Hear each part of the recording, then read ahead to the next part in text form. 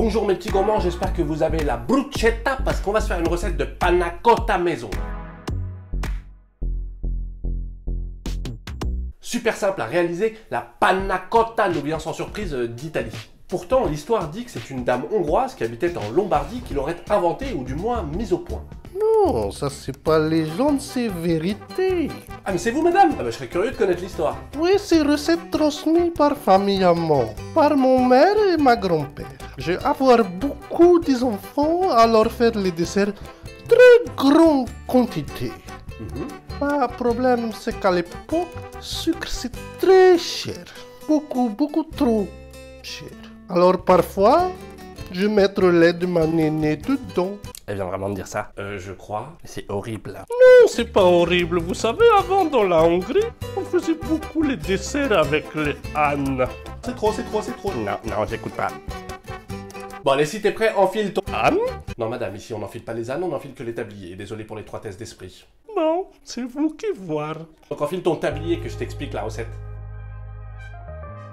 Allez, c'est parti. Tu vas prendre 1 litre de crème entière à 30% minimum, 150 g de sucre, 5 feuilles de gélatine et une gousse de vanille. Rien de plus. Donc c'est très simple, tu mets ta crème dans une casserole. Voilà. Ensuite, tu mets les feuilles de gélatine à tremper dans un volume assez grand si tu peux d'eau froide. Je les mets en quinconce pour pas qu'elles se collent les unes aux autres. Ensuite, tu mets ton sucre dans la casserole avec la crème et puis tu t'occupes de la vanille. N'hésite pas à écraser un petit peu la gousse pour qu'elle produise plus. Hop, tu fais en deux et tu viens gratter les grains. Pareil, tu peux le faire 3-4 fois histoire d'être sûr qu'il n'y ait plus du tout de grains. Au prix où ça coûte, je vais te dire. La gousse dans la crème à chauffer. Chauffe 3-4 sur 10, moi que ça chauffe tranquillement, que la vanille ait le temps de bien infuser la crème. Et puis tu peux remuer un petit peu pour aider à la dissolution du sucre. T'as vu qu'il y avait un petit peu de fumée sur ma crème, ça veut dire qu'elle est chaude. Ça fait 10 minutes que ma gélatine est à tremper, je les sors et je la mets directement dans la crème chaude. Un petit coup de remuage. Et puis voilà, t'as vu toute cette belle vanille. Il n'y a plus qu'à la remettre dans le saladier en la passant au travers d'une passoire ou d'un tamis comme tu veux pour récupérer les gousses et éventuellement les petits morceaux de gélatine qui n'auraient pas bien fondu.